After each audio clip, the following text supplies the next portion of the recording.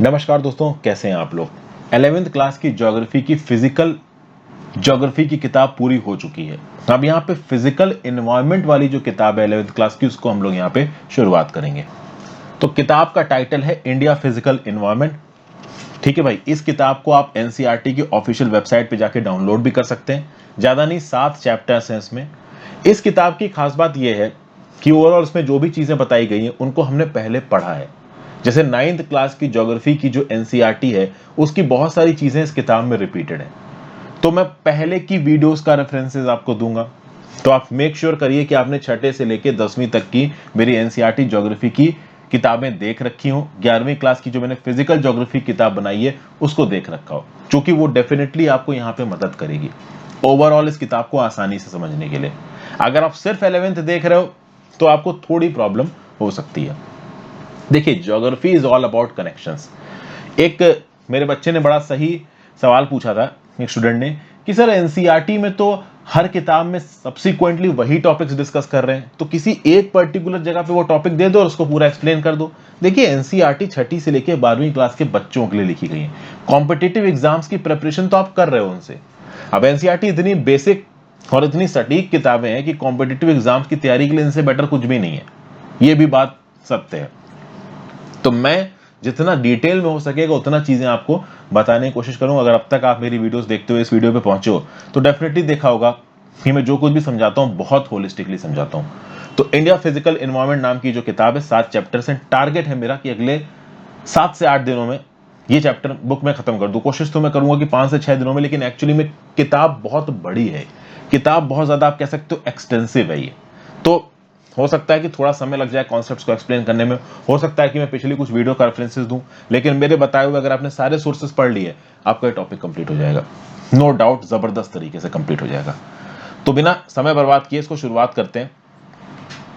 Unit 1 में घुस रहे हैं, introduction. This unit deals with location, space relations and India's place in the world. अब यहां पे अगर आप चैप्टर की शुरुआत में देखो, वैसे चैप्टर नंबर 1 है India location, do you remember. ये डू यू रिमेंबर ही आपको यहां पे बता दे रहा है कि इस पर्टिकुलर चैप्टर में रिपीटेड चीजें हैं। जैसे फॉर एग्जांपल क्या बोला जा रहा है कि आपने मैप ऑफ इंडिया देखा है प्रीवियस क्लासेस में, ऑब्वियस सी बातें देखा है भाई। तो साउदर्न मोस्ट और नॉर्दर्न मोस्ट लैटिट्यूड्स को मार्क करो, ईस्टर्न मोस्ट और वेस्टर्न मोस्ट लैटिट्यूड को मार्क करो। ये सब मैं आपको पहले बता चुका हूं। पहली बात तो लैटिट्यूड लॉन्गिट्यूड के ऊपर डिटेल डिस्कशन हो रखा है। अगर आपको नहीं याद है तो मैं आपको ये नक्शा दिखाना चाहता हूं। एक लाइन आपको नॉर्थ टू साउथ डॉट नजर आ रही है, और एक लाइन आपको ईस्ट टू वेस्ट या वेस्ट टू ईस्ट बोल लीजिए, साउथ टू नॉर्थ बोल लीजिए। तो जो इंडिया का नदर्न मोस्ट पॉइंट है, वहां पे लैटिट्यूड क्या है, तो वहां पे लैटिट्यूड है 37 डिग्री 6 मिनट्स। अगर इंडियन मेन लैंड के आप साउदर्न मोस्ट पॉइंट पे चले जाते हो तो आपको लैटिट्यूड कितना दिख रहा है, 8 डिग्री 4 मिनट्स नॉर्थ। तो हमारा जो इंडियन लैंड मास है, जो मेन लैंड है, इसका एक्सटेंशन है 37 degree 6 minutes north to 8 degree 4 minutes north. लेकिन मैं आपको बता दूं कि इंडिया का southern most point Indian mainland पे नहीं है। इंडिया का southern most point Andaman and Nicobar islands पे, जिसका southern most point Indira point है। क्या आप बता सकते हो इंदिरा पॉइंट का लैटिट्यूड क्या है? वैसे अभी आगे इस चैप्टर में आएगा, और मैंने पहले आपको इंदिरा पॉइंट की फोटोज भी 50 बार दिखा रखी है। ये रहा इंदिरा पॉइंट, ये क्लॉक टावर दिख रहा है ना आपको इंडिया पॉइंट का। अब एक इंदिरा पॉइंट आपको ये दिख रहा है, एक इंदिरा पॉइंट आपको ये दिख रहा है, एक इंदिरा पॉइंट आपको जमीन पे दिख रहा है, एक इंदिरा पॉइंट आपको पानी पे दिख रहा है। तो जब यहां पे ये जमीन पे, तो इतना ज्यादा ये पानी में क्यों पहुंच गया? इसका रीजन मैं कई बार पहले आपको बता चुका हूं। जब सुनामी आई थी तो वाटर थोड़ा लैंड के ऊपर आ गया है, तो जो ये इंदिरा पॉइंट है ये पानी के अंदर चला गया है, समझ गए? तो अब समुद्र यहां तक पहुंचता है, और इंदिरा पॉइंट पानी के अंदर चला गया है, पहले इंदिरा पॉइंट जमीन पे था। तो ये सुनामी के समय की खबर है। तो हमने नॉर्दर्न टू साउदर्न एक्सटेंशन देखा। अब हम ईस्टर्न और वेस्टर्न एक्सटेंशन देखते हैं। जो हमारा ईस्टर्न एक्सटेंशन है इंडियन लैंड मास का, वो कितने डिग्री ईस्ट पे पड़ता है? तो वो पड़ता है 97 डिग्री 25 मिनट्स ईस्ट। ये अगर मिनट्स का कंसेप्ट आपको नहीं समझ में आ रहा हो तो आप एक काम करो, मेरे पहले की एनसीईआरटी ज्योग्राफीज देखो जाके। 360 डिग्री को ओवरऑल अगर आप पूरा सर्कल मान के एक क्लॉक से कंपेयर करते हो तो ये मिनट्स सेकेंड्स में आप चीजें लिख सकते हो। तो अगर आप इंडियन लैंड मास का ईस्टर्न मोस्ट एज देखोगे तो वो अरुणाचल प्रदेश में आता है 97 डिग्री 25 मिनट्स ईस्ट। और अगर आप वेस्टर्न सेक्शन देखते हो हमारे इंडियन लैंड मास का, तो गुजरात में आता है, क्या है उसका ये आप कह लीजिए लॉन्गिट्यूडनल एक्सटेंशन तो वो है 68 डिग्री 7 मिनट्स ईस्ट। तो अगर आप देखो तो हम दो चीजें देख रहे हैं यहाँ पे, लैटिट्यूडनल एक्सटेंट और लॉन्गिट्यूडनल एक्सटेंट। ये जो हमने नॉर्थ टू साउथ देखा या साउथ टू नॉर्थ देखा, तो जो साउदर्न मोस्ट इंडियन मेनलैंड का एक्सटेंट है वो है 8 डिग्री 4 मिनट्स नॉर्थ, और जो नदर्न मोस्ट है वो है 37 डिग्री 6 मिनट्स नॉर्थ। तो ये क्या है, 8 degree 4 minute north, 37 degree 6 minute north, ये क्या है, ये लैटिट्यूड्स है और ये हमारा लैटिट्यूडनल एक्सटेंट है। और वहीं पे अगर लॉन्गिट्यूडनल एक्सटेंट की बात करिए तो हम पूरा का पूरा ईस्टर्न हेमिस्फीयर में आते हैं। तो जो हमारा अरुणाचल प्रदेश वाला हिस्सा है उसका जो ईस्टर्न मोस्ट पार्ट है वो है आपका 97 डिग्री 25 मिनट्स ईस्ट, और जो हमारा वेस्टर्न मोस्ट पार्ट है गुजरात का वो है 68 डिग्री 7 मिनट्स ईस्ट। ठीक है भाई। फिर भाई बोल बच्चन टाइप की बातें बोल रखी हैं कि जो इंडिया का मेनलैंड है नॉर्थ में कश्मीर से लेके कन्याकुमारी इन द साउथ तक जाता है। वैसे मैं आपको एक बात बता दूं, यहाँ पे ये जो हम लोग अपना नॉर्दर्न मोस्ट एक्सटेंट बताते हैं ना 37 डिग्री 6 मिनट्स नॉर्थ, ये इलाका हमारे कंट्रोल में नहीं है। ये इलाका एक्चुअली में POK है। ये जो नॉर्दर्न मोस्ट एक्सटेंट है ये अफगानिस्तान के वखान बॉर्डर के साथ बाउंड्री बनाता है। ओवरऑल ये हमारे कंट्रोल में नहीं है, इतना समझिए। ठीक है, पाकिस्तान ऑक्युपाइड कश्मीर में ही आता है, बहरहाल वो एक अलग चीज है।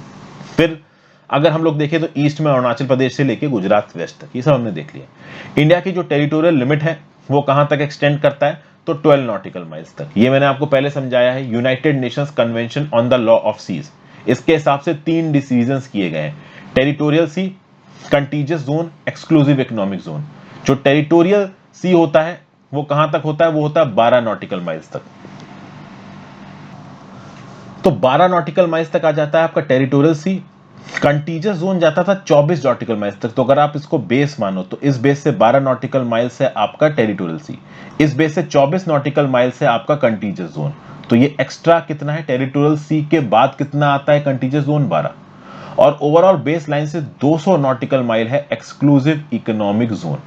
तो अगर ये 12 हटा दो, कंटीजियस जोन खत्म होने के बाद कितना जाएगा एक्सक्लूसिव इकोनॉमिक जोन, तो 176 नॉटिकल माइल्स, क्योंकि overall exclusive economic zone 200 nautical miles होता है। अब यहां पे एक चीज आ गई कि भाई ये नॉटिकल माइल किस चिड़िया का नाम है, तो सिंपल बात ये हो गई, नॉटिकल माइल इंचेस में होता है 72,960 इंचेस, और किलोमीटर्स में होता है 1.8 kilometre, to be precise 1.852 kilometre. कभी कभी हम लोग स्टैट्यूट माइल नाम के एक यूनिट का भी इस्तेमाल करते हैं। मैं आपको बता दूं स्टैट्यूट माइल होता है 63,360 इंचेस, और एक स्टैट्यूट माइल किलोमीटर में होता है 1.6 kilometre, to be precise 1.584 kilometres. Britain और अमेरिका में इस स्टैट्यूट माइल यूनिट का काफी प्रयोग किया जाता है, इसलिए यहां पे इसको बताया गया। फिर हमारी साउदर्न बाउंड्री कहां है, हमारी साउदर्न बाउंड्री जाती है 6 degree 45 north latitude in the bay of Bengal, Indira point, जो कि मैंने अभी थोड़ी देर पहले आपको दिखाया। समझ गया बात को। तो हमारा लॉन्गिट्यूडनल एक्सटेंट और जो हमारा लैटिट्यूडनल एक्सटेंट है वो काफी बड़ा है, ये बात हमको यहाँ पे क्लियर हो गई। अब चूंकि हमारा लैटिट्यूडनल और लॉन्गिट्यूडनल एक्सटेंट इतना बड़ा है, लगभग 30 डिग्री है, लगभग 30 डिग्री है, तो अगर हम इसको कैलकुलेट करें एग्जैक्टली तो 97 डिग्री 25 मिनट्स और 68 डिग्री 7 मिनट्स। तो ये जो ईस्ट वेस्ट एक्सटेंट है इसको आप कह सकते हो कि this is slightly less than 30 degree, slightly less than 30 degree. वहीं पे अगर आप 8 डिग्री 4 मिनट्स और 37 डिग्री 6 मिनट्स की बात करो तो ये भी स्लाइटली लेस देन आपका हो गया, क्या हो गया, स्लाइटली लेस देन 30 डिग्री। लेकिन अगर आप इस नॉर्दर्न एक्सटेंट से सादर्न एक्सटेंट को माइनस करो, यानी 37 डिग्री 6 मिनट्स नॉर्थ को 8 डिग्री 4 मिनट्स नॉर्थ से माइनस करो तो 29 डिग्री 2 मिनट्स आ गया। तो हमारा जो नॉर्थ साउथ एक्सटेंट है वो 29 डिग्री 2 मिनट्स का है, अप्रोक्सीमेटली 30 डिग्री मान लीजिए। और अगर आप इस 97.25 में से 68.7 माइनस करो, यानी 97 डिग्री 25 मिनट्स में से 68 डिग्री 7 मिनट्स माइनस करो तो 28 डिग्री सब मिनट्स निकल के आएगा। तो आप कह लो कि जो हमारा ईस्ट वेस्ट एक्सटेंट है वो लॉन्गिट्यूडनल डिग्री को अगर लैटिट्यूडनल डिग्री से कंपेयर करोगे तो थोड़ा सा कम है। पर उससे ज्यादा इंपॉर्टेंट क्या है, उससे ज्यादा इंपॉर्टेंट यह है कि अगर आप हमारे नॉर्थ से साउथ नापते हो तो निकल के आता है 3214 किलोमीटर, और अगर आप हमारा ईस्ट से वेस्ट नापते हो तो निकल के आता है 2933 किलोमीटर। मतलब नॉर्थ से साउथ हमारा एक्सटेंशन है 3214 किलोमीटर का, और ईस्ट से वेस्ट एक्सटेंशन है 2933 किलोमीटर का। और ओवरऑल आप अप्रोक्सीमेटली कह सकते हो कि ये दोनों एक्सटेंट 29 डिग्रीज के हैं। अब 29 डिग्रीज लोग नहीं बोलते हैं, लोग अप्रोक्सीमेट करके 30 डिग्री बोलते हैं, तो चलो हम भी 30 डिग्री मान लेते हैं। तो 30 डिग्री में ईस्ट टू वेस्ट हमने कवर किए 2933 किलोमीटर, और इसी 30 डिग्री में हमने नॉर्थ से साउथ कवर किए 3214 किलोमीटर। तो हमने नॉर्थ से साउथ ज्यादा कैसे कवर किया? अगर आप ओवरऑल अर्थ को एक स्फीयर मानो, तो अगर आप अर्थ को एक स्फीयर मानते हो तो ये इक्वेटर है, ओके। अब लैटिट्यूड कैसे जा रहे हैं? ऐसे जा रहे हैं, दिस इज लैटिट्यूड। और लॉन्गिट्यूड कैसे जा रहे हैं? ऐसे जा रहे हैं। अब मैं आपको लैटिट्यूड लॉन्गिट्यूड समझाने वाला नहीं हूं, मैं पहले समझा चुका हूं। लॉन्गिट्यूड टाइम निकालने में हमारी काफी मदद करते हैं, और लैटिट्यूड और लॉन्गिट्यूड को मिला के हम एग्जैक्ट किसी एक पिन पॉइंट लोकेशन को पता कर सकते हैं। सिंपल है। तो भाई ये जो लैटिट्यूडनल एक्सटेंट है ये हमारा किलोमीटर्स में ज्यादा कैसे है, और लॉन्गिट्यूडनल एक्सटेंट कम क्यों है? ये बात यहां पे पूछी गई है, और इस बात का यहां पे सॉल्यूशन भी दे दिया गया। देखिए क्या सॉल्यूशन दिया गया। The difference is based on the fact that the distance between the two longitude decreases towards the pole, whereas the distance between two latitudes remain the same। ऐसा होता है ना भाई, देखिए ये आपका अर्थ है, ये 0 डिग्री इक्वेटर है, फिर 1 डिग्री 2 डिग्री 3 डिग्री 4 डिग्री से लेकर अब 90 डिग्री पहुंच गए। हर 1 डिग्री लैटिट्यूड पे लगभग 111 किलोमीटर बढ़ रहा है। मैं अप्रोक्सीमेट फिगर आपको बता रहा हूं, ठीक है। बिल्कुल ही नॉर्थ पोल पे चले जाओगे तो हो सकता है 111 किलोमीटर एकदम एग्जैक्ट ना रहे, बट ओवरऑल माना जाता है कि लैटिट्यूडनल डिफरेंसेस ऑलमोस्ट कांस्टेंट होते हैं। 1 डिग्री से 2 डिग्री के बीच में 111 किलोमीटर, 10 डिग्री से 11 डिग्री के बीच में 111 किलोमीटर, मतलब 1 डिग्री लैटिट्यूड पे आपको 111 किलोमीटर की जमीन मिलेगी। मतलब अगर ये 0 डिग्री लैटिट्यूड है और मान लीजिए 10 डिग्री नॉर्थ है, तो ये जो डिस्टेंस होगा वो कितना होगा? 10 डिग्री इंटू 111, मतलब 1110 किलोमीटर। Got it? लेकिन जब बात आती है लॉन्गिट्यूडनल एक्सटेंट की, तो मान लो ये एक लॉन्गिट्यूड है, ये एक लॉन्गिट्यूड है, तो लॉन्गिट्यूड के बीच का ये गैप हो गया। अब अगर आप इस गैप को नापोगे तो इक्वेटर पे ये गैप ज्यादा होगा, और जैसे जैसे आप हायर लैटिट्यूड्स पे जाओगे ये गैप कम होता चला जाएगा। सिंपल समझिए, आपको यहां पे लॉन्गिट्यूड्स को एज्यूम करना पड़ेगा। ये रही आपकी अर्थ, इस पे आपने लॉन्गिट्यूड ड्रॉ करी ऐसे, एक आपने लॉन्गिट्यूड ऐसे ड्रॉ करी, तो ओवरऑल जो इक्वेटर पे लॉन्गिट्यूड जहां से पास कर रही होगी, वहां से अगर आप डिस्टेंस दो लॉन्गिट्यूड के बीच में मेजर करोगे वो ज्यादा आएगा, क्योंकि इक्वेटर पे सबसे ज्यादा चौड़ा है आपका अर्थ। लेकिन जैसे जैसे पोल की तरफ अर्थ जाएगा उसकी चौड़ाई कम होती जाएगी, उसका सरकमफ्रेंस कम होता जाएगा। इसलिए जैसे जैसे आप नॉर्थ पोल की तरफ जाते जाओगे या साउथ पोल की तरफ जाते जाओगे फ्रॉम इक्वेटर, दो लॉन्गिट्यूड्स के बीच का जो डिस्टेंस है वो घटता जाएगा when compare to the distance between two longitudes at equator. और आपको पता है कि जो हमारा अर्थ है वो एग्जिस्ट करता है बिटवीन 8 degree 4 minutes north to 37 degree 6 minutes north. तो हम थोड़े नॉर्दर्न लैटिट्यूड्स में आते हैं, तो चूंकि हम थोड़े नॉर्दर्न लैटिट्यूड्स में आते हैं तो इक्वेटर पे जो दो लॉन्गिट्यूड्स के बीच का फर्क होता, और वही फर्क अगर आप नाप देते हो इन लॉन्गिट्यूड्स पे, इन लैटिट्यूड्स पे जिस पे हमारा अर्थ है, तो डिस्टेंस थोड़ा कम निकल आता है। इसीलिए हमारा लॉन्गिट्यूडनल एक्सटेंट है वो लैटिट्यूडनल एक्सटेंट से कम निकल रहा है। हमारा लॉन्गिट्यूडनल एक्सटेंट 2933 किलोमीटर निकल रहा है, लैटिट्यूडनल निकल रहा है 3214 किलोमीटर। मैंने पहले भी ये कंसेप्ट समझाया, मैंने फिर से रिपीट किया है। आई होप समझ में आ गया हो, नहीं समझ में आया हो तो फिर से रिपीट करके वीडियो को देखो, समझ में आ जाएगा। ठीक है भाई, फिर लैटिट्यूड के रिस्पेक्ट से बात की जाए तो हमारी कंट्री का जो सदर्न पार्ट है आप कह सकते हो वो ट्रॉपिकल पार्ट है, और जो हमारी कंट्री का नदर्न पार्ट है वो आप कह सकते हो कि सब ट्रॉपिकल पार्ट है। ठीक है भाई, या फिर कह लीजिए वार्म टेम्परेट। ओके, जैसे ही आप 20-25 डिग्री के ऊपर जाने लगते हो, अब हमारा जो नदर्न मोस्ट एक्सपेंशन है वो तो 37 डिग्री 6 मिनट्स नॉर्थ पे पहुंच गया, तो टेम्परेट में हम लोग पहुंच ही मार गए। हालांकि उन 37 डिग्री 6 पे आपका हिमालयाज और हिमालयस ऊंचाई के चलते बहुत ज्यादा ठंडे हैं, लेकिन ओवरऑल हम बिल्कुल ही नॉर्दर्न इंडिया में चले जाओगे तो आप सब ट्रॉपिकल जोन में चले जाओगे, या फिर कह सकते हो वार्म टेम्परेट जोन में चले जाओगे। तो जो हमारा लैटिट्यूडनल और लॉन्गिट्यूडनल एक्सटेंट है, उसीलिए हमारे यहाँ पे बहुत प्रकार के land forms, climate, soil type और नेचुरल वेजिटेशन मिलती है। और लॉन्गिट्यूडनल एक्सटेंट का क्या इंप्लीकेशन है इंडिया के लोगों के ऊपर, ये भी मैंने आपको पहले समझाया है। ऑलमोस्ट 29 डिग्री या फिर कह लीजिए ऑलमोस्ट 30 डिग्री का गैप है हमारे ईस्टर्न मोस्ट लॉन्गिट्यूड के बीच में और हमारे वेस्टर्न मोस्ट लॉन्गिट्यूड के बीच में। इसके चलते जो हमारा ईस्टर्न मोस्ट पास्ट है हमारे देश का, वहां पे जो सूरज है वो वेस्टर्न मोस्ट पार्ट से 2 घंटे पहले निकलता है।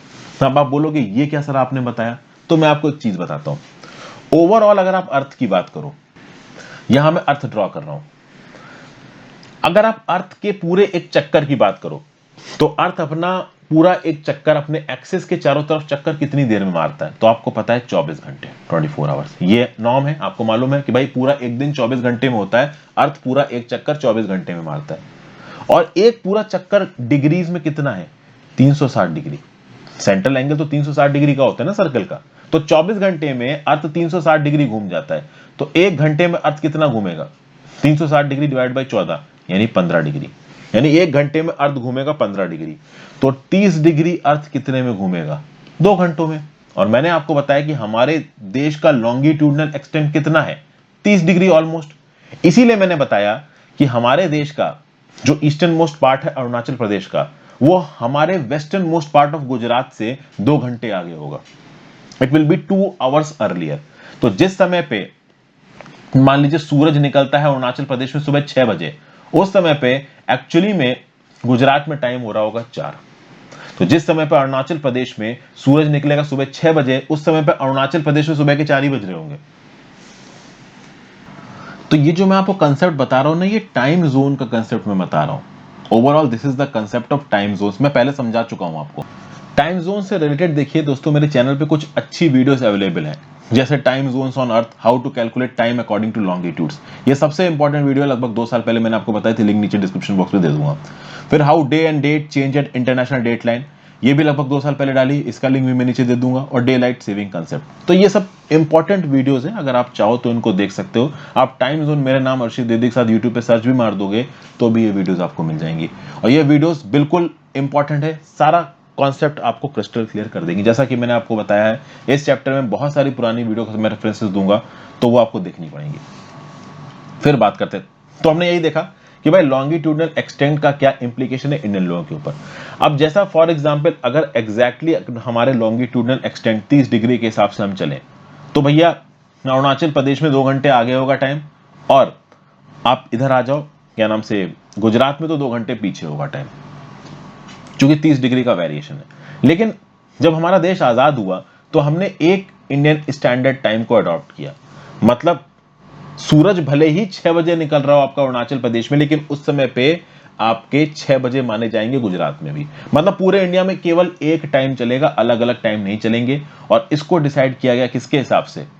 स्टैंडर्ड टाइम, स्टैंडर्ड टाइम के हिसाब से, इंडियन स्टैंडर्ड टाइम के हिसाब से, IST के हिसाब से। तो क्या लॉजिक है इंडियन स्टैंडर्ड टाइम का? तो देखिए, जो हमारा 68 डिग्री ईस्ट वाला लॉन्गिट्यूड था और 97 डिग्री ईस्ट वाला लॉन्गिट्यूड था, इसके बीच में से, मतलब इंडियन लैंडमास के बिल्कुल बीच में से, ओके, जो लॉन्गिट्यूड गुजरता है वो है 82.5 डिग्री ईस्ट। इस 82.5 डिग्री ईस्ट को हमने अपना प्राइम लॉन्गिट्यूड माना है, और 82.5 डिग्री ईस्ट के बेसिस पे ही हम लोग अपना टाइम कैलकुलेट करते हैं। समझ गए? तो 82.5 डिग्री ईस्ट के बेसिस पे ही हम लोग अपना टाइम कैलकुलेट करते हैं।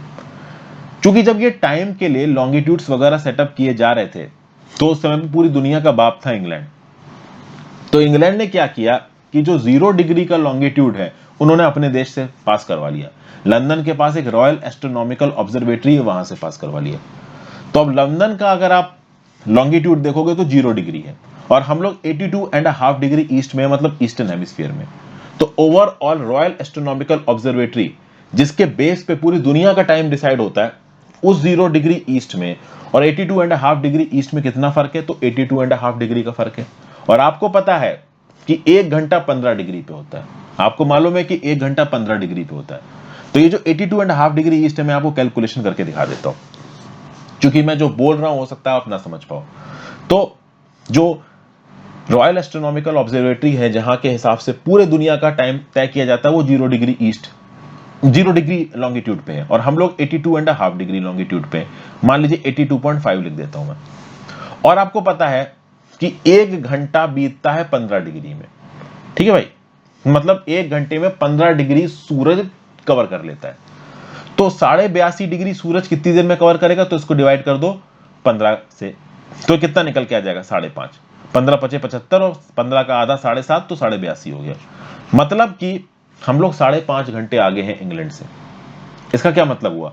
इसका मतलब यह हुआ कि अगर इंडिया में शाम के 5:30 बज रहे हैं, अगर इंडिया में शाम के 5:30 बज रहे हैं, तो उस समय पे रॉयल एस्ट्रोनॉमिकल ऑब्जर्वेटरी या फिर लंदन में इंग्लैंड की जो 0 डिग्री वाली लैटिट्यूड वाली पोजीशन है, वहां पे दिन के 12 बज रहे होंगे। वो हमसे 5.5 घंटे पीछे हैं, हम 5.5 घंटे आगे हैं। हमारे यहाँ पे सूरज 5.5 घंटे पहले आ रहा है उनसे, क्योंकि हमारा जो लॉन्गिट्यूड है वो 82.5 डिग्री। आपको पता है ना, सनराइजेस इन द ईस्ट, और इंडिया तो ईस्टर्न हेमिस्फीयर में। तो आप बोलोगे इस हिसाब से तो जापान का टाइम हमसे और आगे होगा, बिल्कुल हमसे आगे होगा। इंडोनेशिया का टाइम हमसे आगे होगा, बिल्कुल हमसे आगे होगा। चाइना का हमसे आगे होगा, जो ईस्टर्न लॉन्गिट्यूड से उनके लिए बिल्कुल आगे होगा। समझ गए आप बात को? तो इस हिसाब से पूरी दुनिया भर में टाइम को डिसाइड किया जाता है। लेकिन इस लॉन्गिट्यूडनल एक्सटेंट का इंपैक्ट हमारे पॉलिसी मेकर्स ने हमारे देश के लोगों के ऊपर नहीं पड़ने दिया। तो हमने 82.5 डिग्री को अडॉप्ट करके पूरे देश के लिए एक यूनिफॉर्म लॉन्गिट्यूड को तय किया। Got it?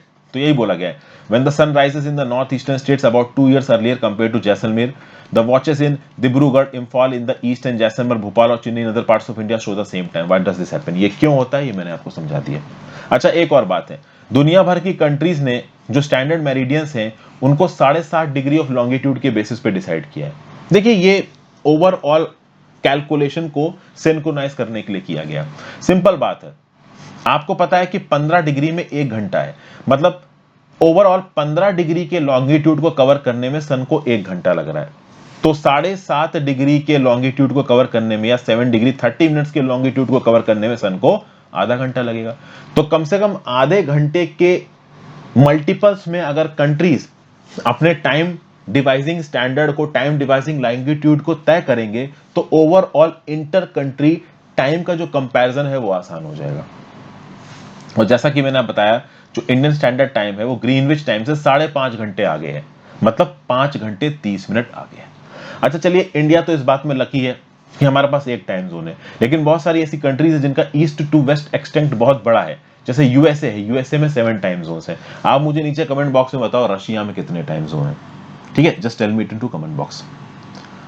और आपके साथ एक और क्वेश्चन है, ये क्वेश्चन एक्चुअली में यहां पे पूछा गया है। ये जो हमारा 82.5 डिग्री का जो लॉन्गिट्यूड है ना, ये हमारे देश के कौन कौन से स्टेट से क्रॉस होता है, ये भी मुझे नीचे कमेंट बॉक्स में बताओ। मैं मेहनत कर रहा हूं तो थोड़ी मेहनत आप भी करो, आप भी थोड़ा बहुत दिमाग लगाओ, ढूंढो और पता करने की कोशिश करो कि कौन कहां है। ठीक है भाई, आगे आ जाते हैं। फिर भाई क्या बताया गया यहां पे, यही क्वेश्चन जो यहां पे पूछा गया वो मैंने आपसे पूछ दिया, आप मुझे बताइए। फिर बात करते हैं, India with its area of 3.28 million square kilometre accounts for 2.4% of the world's land surface area and stands at 7th largest country in the world. तो ये सिंपल है भैया कि भाई जो भारत है वो 7वां सबसे बड़ा देश है पूरी दुनिया का, लगभग 3.28 मिलियन स्क्वायर किलोमीटर, यानी 32,80,000 स्क्वायर किलोमीटर का इलाका है हमारे पास। ओवरऑल दुनिया में जितना भी सरफेस इलाका है उसका 2.4% हमारे पास है, और हम लोग 7th लार्जेस्ट कंट्री है। तो भैया 7th लार्जेस्ट कंट्री तो हमसे बड़ी बड़ी कौन है? तो नंबर 1 पे आ गया आपका रशिया, फिर कनाडा, फिर चाइना, फिर यूएसए, फिर ब्राजील, फिर ऑस्ट्रेलिया, फिर इंडिया। अनफॉर्चुनेट बात यह है कि हम लोग हैं 7th नंबर पे, और हमारा जो इलाका है वो 3.28 मिलियन है। जो हमसे एक कंट्री आगे है ना, ऑस्ट्रेलिया, जो 6ठे नंबर पे है, उसका इलाका पता है कितना? 7.6 मिलियन। सोचिए, वो हमारे दुगने से भी बड़ा है। तो एरिया वाइज मैं कहूंगा कि हम लोग थोड़ा डिसएडवांटेज है। अब बाकी चिल्लर कंट्रीज से कंपेयर करोगे तो हमारा एरिया बहुत बड़ा है, बट फिर भी चाइना, यूएसए, ब्राजील, ऑस्ट्रेलिया जैसी कंट्रीज से कंपेयर करेंगे तो इलाका हमारा थोड़ा छोटा पड़ेगा। अगर ये बड़ा हो जाता तो मजा आ जाता। अब देखिए, यहाँ पे कुछ बहुत बेसिक पॉइंट्स दे रखे हैं। इन बेसिक पॉइंट्स के बारे में यहाँ बहुत ज्यादा बात करने की जरूरत नहीं, क्योंकि ये पूरा चैप्टर इसके बारे में ही है और इसके बारे में हम पहले से भी बात करते हुए हैं। मैं इस किताब में बस यही करने की कोशिश कर रहा हूँ कि जो कॉन्सेप्ट्स मैंने आपको पहले बताए हैं 6ठी से लेकर 10वीं की ज्योग्राफी में, 11वीं क्लास की फिजिकल ज्योग्राफी में, उनको मैं यहाँ पे रिपीट नहीं करना चाहता। ठीक है, क्योंकि रेपिटेशन बेकार में समय लेता है, एक्स्ट्रा ज्यादा कुछ उससे मिलता नहीं है। तो अब इंडिया के साइज के हिसाब से देखा जाए तो फिजिकल डाइवर्सिटी हमारी बहुत बड़ी है। नॉर्थ में हमारे माउंटेन्स हैं, फिर आप देखो गंगा नदी, ब्रह्मपुत्र नदी, महानदी नदी, कृष्णा, कावेरी, गोदावरी, ये सब आगे भी आने वाला है। नॉर्थ ईस्ट और साउथ इंडिया में forest, sandy expanse of Marusthali, Thar desert हमारा। फिर हम लोग नॉर्थ में हमारी हिमालयाज हैं, हिंदू कुश है, सुलेमान रेंजेस हैं, पूर्वांचल हिल्स नॉर्थ ईस्ट में है, इंडियन ओशन इतना बड़ा साउथ में है। तो ये जो पूरी ज्योग्राफिकल एंटिटी बन रही है ना, ये इंडियन सबकॉन्टिनेंट है। और मैं बता दूं, इंडियन सबकॉन्टिनेंट में केवल इंडिया नहीं है, ये मैंने पहले भी बताया, कोई रॉकेट साइंस नहीं बता रहा हूं। पाकिस्तान, नेपाल, भूटान, बांग्लादेश, इंडिया, ये सब इंडियन सबकॉन्टिनेंट में आते हैं।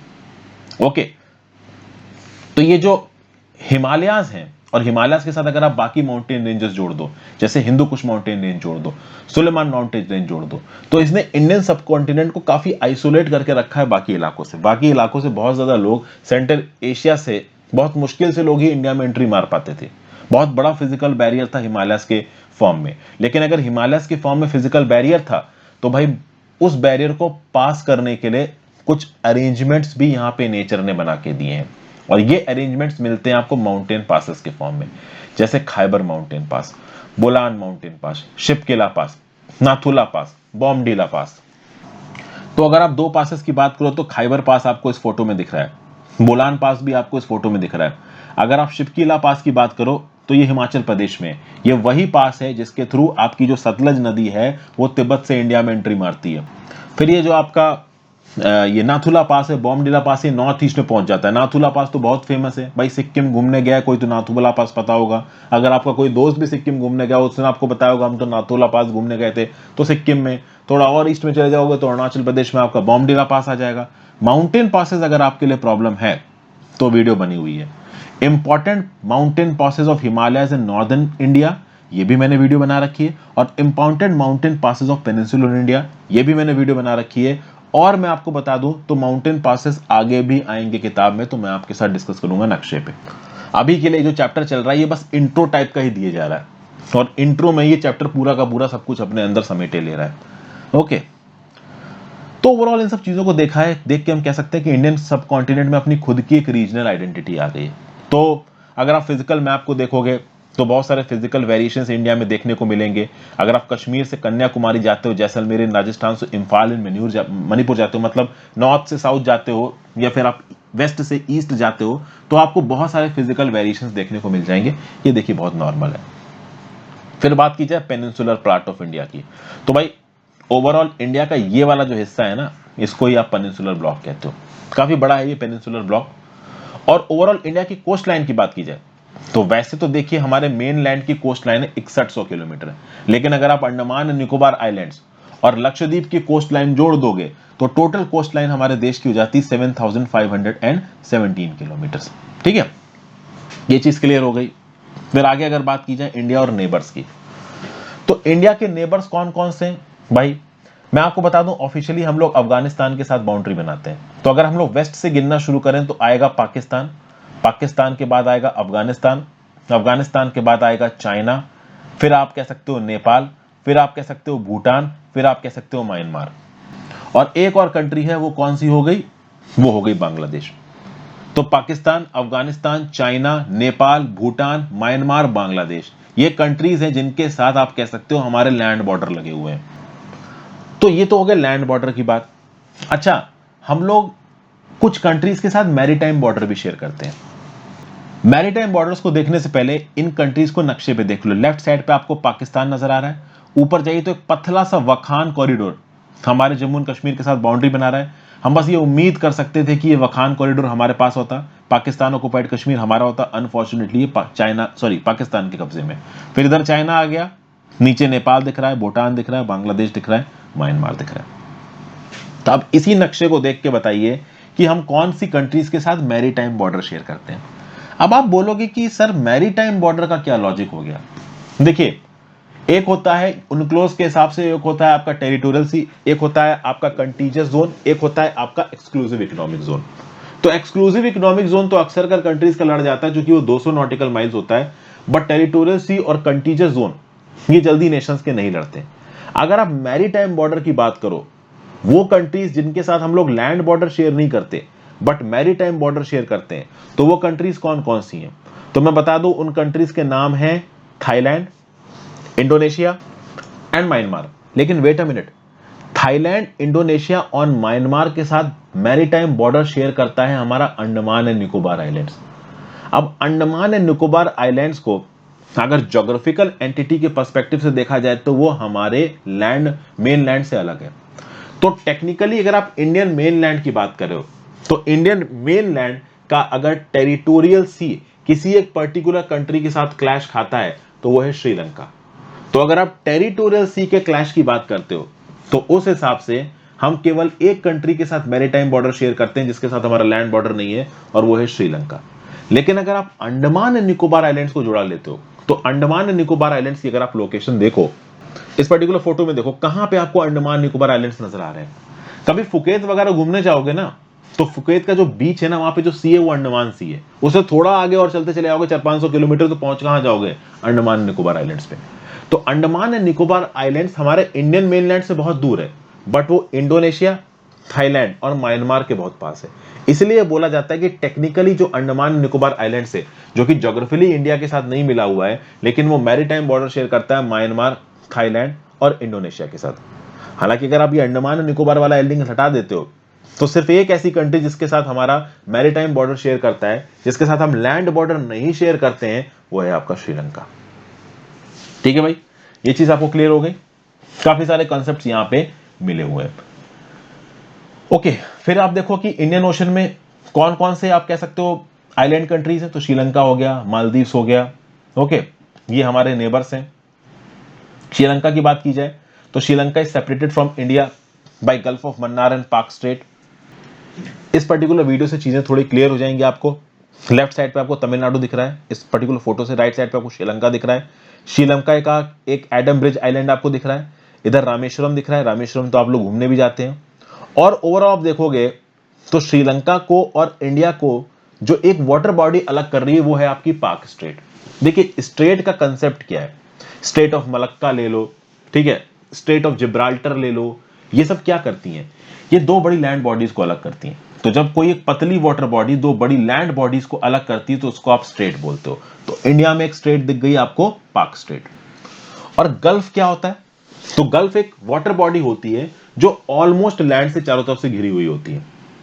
तो जैसे आपका गल्फ ऑफ, इसकी बात कर लीजिए, गल्फ ऑफ मैक्सिको की बात कर लीजिए, या फिर आप पर्शियन गल्फ की बात कर लीजिए। पर्शियन गल्फ का एग्जांपल मैंने आपको पहले भी दिया। तो पर्शियन गल्फ दोनों साइड से घिरा हुआ है कंट्री से। एक छोटा सा आउटलेट है जो उसका इंडियन ओशन से जोड़ता है। उस आउटलेट का नाम क्या है, नीचे कमेंट बॉक्स में बताओ।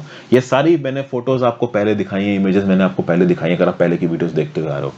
तो हमारा जो गल्फ ऑफ मन्नार है, वो भी आप कह सकते हो Pamban island, Tamil Nadu, Adam's bridge, Sri Lanka, इन सबसे घिरा हुआ है, इसलिए आप उसको गल्फ ऑफ मन्नार बोलते हो। फिर एक गल्फ ऑफ खंबात भी है, ये दिखता है आपको इंडिया के वेस्टर्न कोस्ट पे। इनफैक्ट गुजरात में आपको दो गल्फ दिखते हैं, एक गल्फ ऑफ खंबत दिख रहा है, एक गल्फ ऑफ कच्छ दिख रहा है। तो क्या खास बात है इस गल्फ नाम की वाटर बॉडी में? ये एक ऐसी वाटर बॉडी है जो ज्यादातर चारों तरफ से लैंड से घिरी हुई है। तो गल्फ ऑफ खंबत यहाँ पे ज्यादातर चारों तरफ से लैंड से घिरा दिख रहा है, गल्फ ऑफ कच्छ भी चारों तरफ से लैंड से घिरा दिख रहा है, इसलिए गल्फ हो गया। तो एक ऐसी वाटर बॉडी जो चारों तरफ से लैंड से ज्यादातर घिरी हुई है, वो गल्फ होती है। और एक ऐसा वाटर बॉडी जो कि पतली है और दो बड़ी लैंड बॉडीज को अलग कर रही है, उसको आप स्ट्रेट बोलते हो। तो फाइनली यहाँ पे चैप्टर हम लोग खत्म करते हैं दोस्तों। पहला चैप्टर एक मेमोट टास्क था, इसको खत्म कर लिया है। जल्दी जल्दी सब्सिक्वेंट चैप्टर्स में आपको समझाऊंगा। वैसे तो ये किताब भी एक बहुत बड़ा चैलेंज है, बट मैं चैलेंज की तरफ इसको टेकअप करके चल रहा हूँ। कोशिश करूंगा कि मैं जल्दी से जल्दी इसको खत्म करूं। Thank you for watching friends, आपके सपोर्ट की जरूरत है। ज्यादा से ज्यादा क्वांटिटी में ज्वाइन बटन दबाइए, ताकि मुझे भी लगे कि हाँ मेरे एफर्ट्स का कुछ फायदा हो रहा है। Have a great day friends, goodbye, take care, अपना ध्यान रखिए, अपने फैमिली मेंबर्स का ध्यान रखिए, पढ़ते रहिए।